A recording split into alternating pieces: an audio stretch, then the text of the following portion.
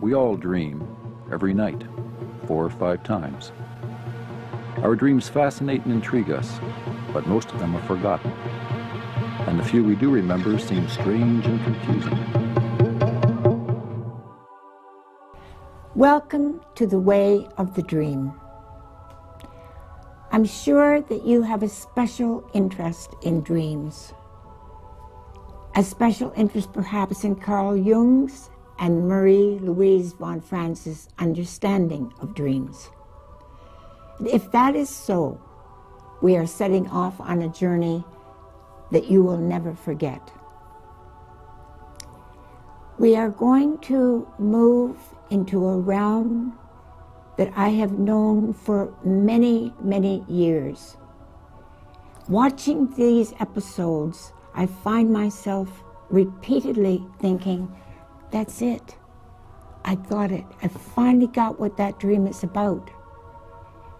Some light is shining deep into some dark corner of my unconscious. And after 20 years, I am ready to hear it. Body, mind, and soul. That is the experience that you are going to find as you listen. Where you are in your journey will determine what is challenging you most. Some people think that dreams are a pile of images, bizarre images. Other people find the images numinous, divinely enshrouded. They want to put them into music, or poetry, or dance. And others spend a half an hour a day with their dream journal, trying to understand what the unconscious is telling them about consciousness. They may believe that there is a spiritual guide in the dreams, because the dreams are the language of the soul. The symbol is carrying a spiritual message in the sensual imagery. If we believe that, then the dream becomes the water of life, which is what Jung called it. Without that nurturing, we are in a desert without water. We are like T.S. Eliot's people in the wasteland, headpieces stuffed with straw. The unconscious unable to contact consciousness. And now we're ready to head for dreamland. I very much regret to say that I hardly ever have any dreams. Could you tell us a dream? I honestly don't remember any. I don't dream. Never. No. If I do, I don't remember them anyway. There's no such thing. No such thing. No.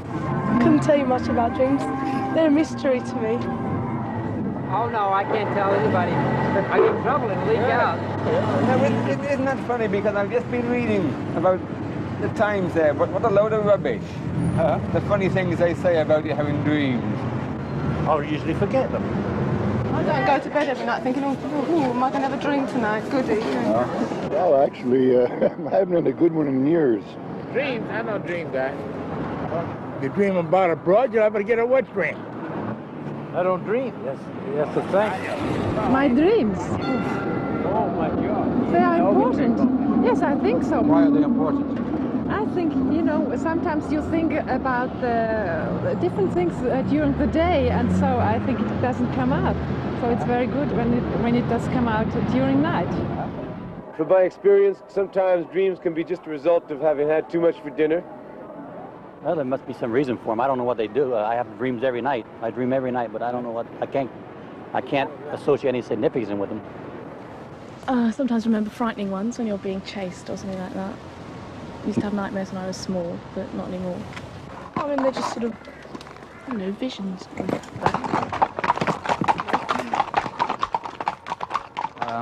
Sometimes when I'm very ill, I get peculiarly baroque dreams or sort of gothic horror stories. They're normally quite frightening, but after a while I got so used to them, they don't worry me anymore. I guess the dreams that stand out the most in my mind are the bad dreams. No, I don't have any. You think they're important? No, I don't think so, no. Thank you. Well, I thought about them, I read a lot about them. I consider they're just arbitrary. They have absolutely no meaning. They're just caused by things that have occurred to you in the past few weeks from your distant past. Well, I guess I'm getting past dreams. They're amusing to think of, but I wouldn't place any great significance on them. I don't know anybody that's figured out what exactly they might mean. But they probably mean something. Do you think they're important? I don't know. It said they are. But whether they are or not, I wouldn't like to say. Do you remember any? Can't say I do offhand.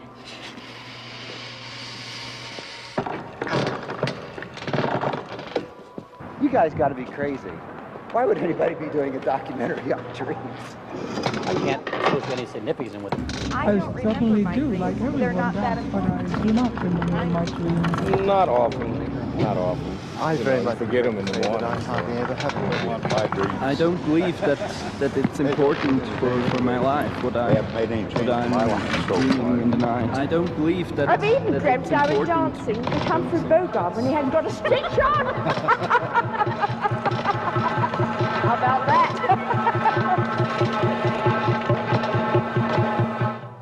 Dr. Marie-Louise von Franz is an analytical psychologist who worked directly with C.G. Jung for over 30 years. Here in this consulting room, people from all over the world have brought her dreams to be analyzed. And for the series, we film people telling their dreams. Dr. von Franz will interpret these dreams in relation to the lives of the individual dreamers. Dr. von Franz, how long have you been studying dreams? Well, I think about now 30 years approximately. I have figured out that I have interpreted approximately something like 65,000 dreams. That's a minimum. And probably you've asked yourself a question that's often puzzled me. When I go to sleep, I enter a void. I don't exist. And when I dream, some power takes me over and makes me undergo some experience that I don't initiate myself. What's the power? Who makes up the dreams? That is the most mysterious thing of all. Who makes the dreams? There is still a naive prejudice among many people that dreams are express our own wishes or our own schemes or plots. But the longer one looks at them, the more one sees that cannot be true. Too many dreams represent what we hate hearing. I have nightmares, not dreams, nightmares. One time I jumped out of bed about 2 feet. I landed on my butt on the floor. I always had this one recurring dream when I was little. Tell us. Yeah, it's a dream that I get rolled up in a window shade and my head's sticking out one end. It's not funny, my feet are at the other end and it's falling and falling and falling. And I can't scream, I have no voice. And right as I almost hit the floor, I wake up. The basis from which dreams originate seem to be rather, let's call it with a vague expression, nature. nature itself. It's a natural phenomenon. We take dream like being like a tree or a wild pig or something. We cannot say what makes a wild pig. Well, if we believe in God, then we'll say God makes the wild pigs. But about that, it is that unknown power or mysterious force which makes all existence. The best perhaps is to call it, with a vague expression, the Godhead or nature, which in such a vague sense that we don't pin it down to anything special, because we just don't know. The only thing by observing dreams for a long time is that we see it has a superior intelligence in it. Perhaps you have seen that in some of the dreams, the wisdom and the intelligence and the guiding cleverness with which dreams lead us. They show us where we are wrong, they show us where we are unadapted, they warn us from danger, they predict some future events in our life, they hint at the deeper meaning of our life, they convey to us illuminating insights. I remember the ones that make me most comfortable. I'm sure there's a lot that I have that I block out. If you want to remember a dream, you have to write it down immediately when you wake up. And they'll tell you a lot about how you really feel. I have children, and sometimes I'll dream about my kids getting lost, you know, and then I get real frantic in my dreams. I have a bad dream. But then when I try to tell myself, you know, figure out why I had that dream, sometimes it's because I feel guilty for not spending enough time with them and they're home supervising themselves. And so it's kind of making me like my conscience coming to life, you know, making me aware of what I was subconsciously thinking of throughout the day. Dreams are compensation, and I suppose useful if you can remember them in finding out what kind of games you're playing with yourself, and then you can do something about it. And that's how I see dreams. The dreams cannot prevent us from the vicissitudes and illness and sad events of human existence, but they seem to be able to give us a guiding line how to cope with them and how to find a meaning in our life and how to fulfill our own destiny, how to follow our own star, to realize our greater potential of life within us. Dr. von Franz, how did you first become interested in the study of dreams? When I met Jung first, he explained something about a case he had who had a vision, and he interpreted the vision of that woman. And that gave me the shock-like realization that for him inner events like visions or dreams were the reality. They were a reality as real as the outer, what we call the outer reality. And that was a great revelation and a great shock to me.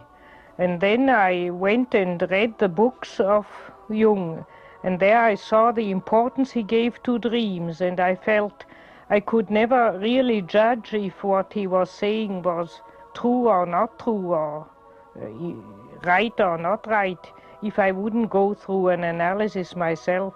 So I took my whole courage in my hands and asked him if I could have an analysis with him, and he agreed to that. And then every dream interpretation was a revelation. I seem to have, according to Jung, especially difficult and complicated dreams, so I never understood a word of my own dreams. They were just Chinese puzzling nonsense. And I always arrived with that Chinese puzzling nonsense to Jung, and he, with a big effort, unfolded the whole meaning of it. Sometimes he took a handkerchief and wiped his head and said, "What would you do if you hadn't a Jung to get through that complicated dream?"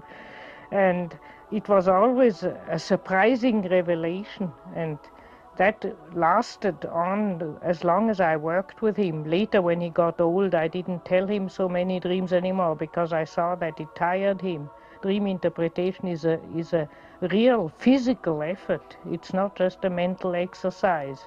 And therefore, later I tried to cope with it as well as I could myself.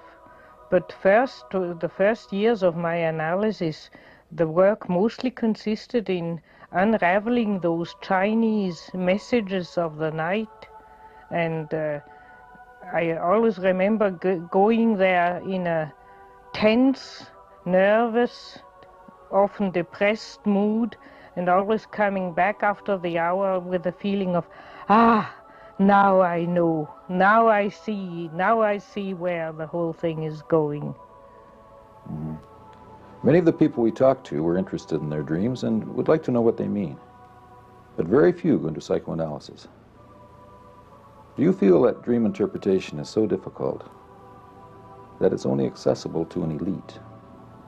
Yes, I think it's like with all sciences. It will be only an elite which will go into all the intricacies and the scientific complications of the dream interpretation and its question. It's a profession and it needs professional skill, and the man in the street cannot pick it up and know it as well. But like all sciences too, certain rules of the thumb, certain generalities can be spread to the general public.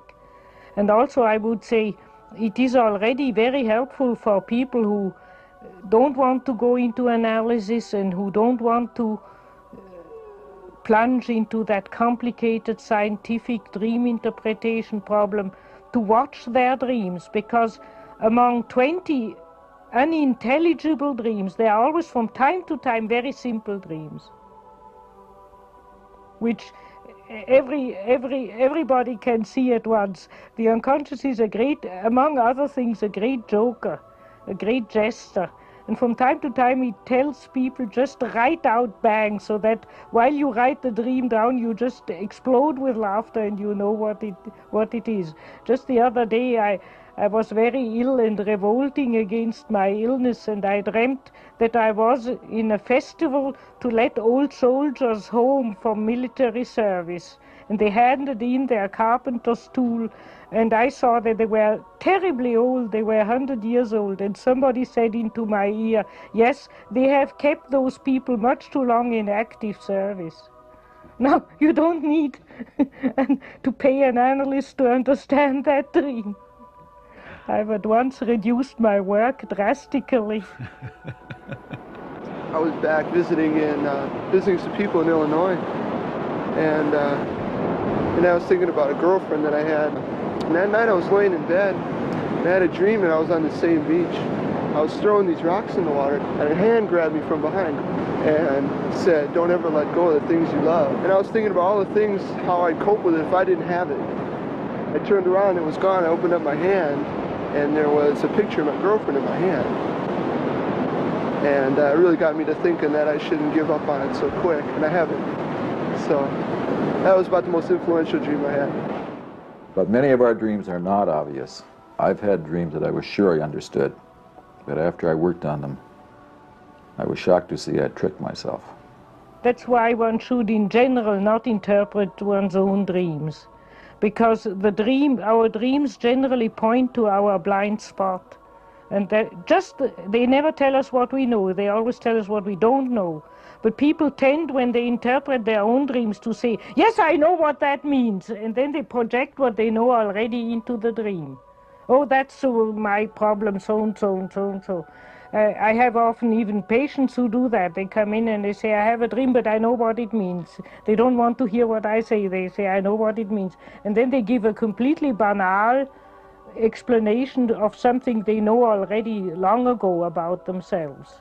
And then I always say, wait, let's take the dream as it is, slowly, with beginning to end. And then it always comes out quite differently and surprisingly. So to interpret one's own dream is very, very difficult. That's why Jung advised even Jungian analysts to from time to time go to colleagues and exchange their views of dreams, to not go on lonely always interpreting their own dreams.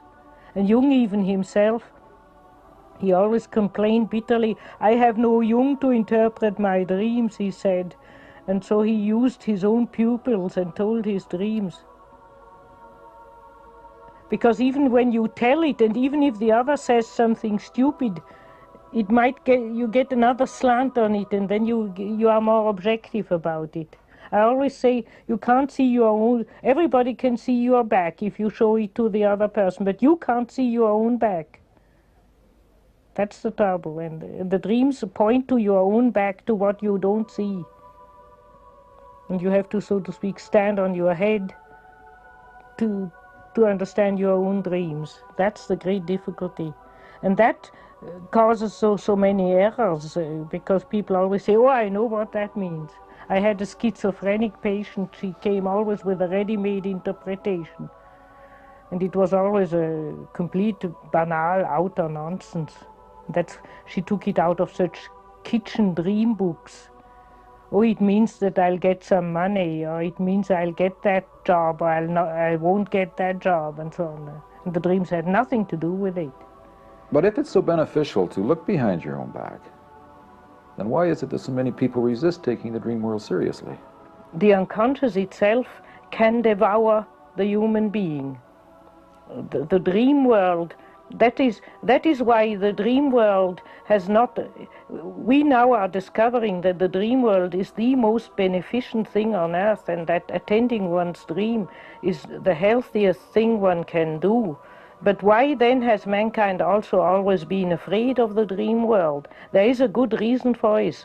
The dream world can also devour us by the way of daydreaming, of spinning neurotic fantasies, or by chasing unrealistic ideas. You have only to go into a lunatic asylum to see the victims of the dream world. One is living in the dream that he's Napoleon, sitting for 20 years like that in an asylum. Another, when you begin to talk to him, tells you confidently that he's really Jesus Christ, but nobody seems to understand him, and so on. They have been swallowed by the dream world. And that's why the devouring, when we speak of the devouring,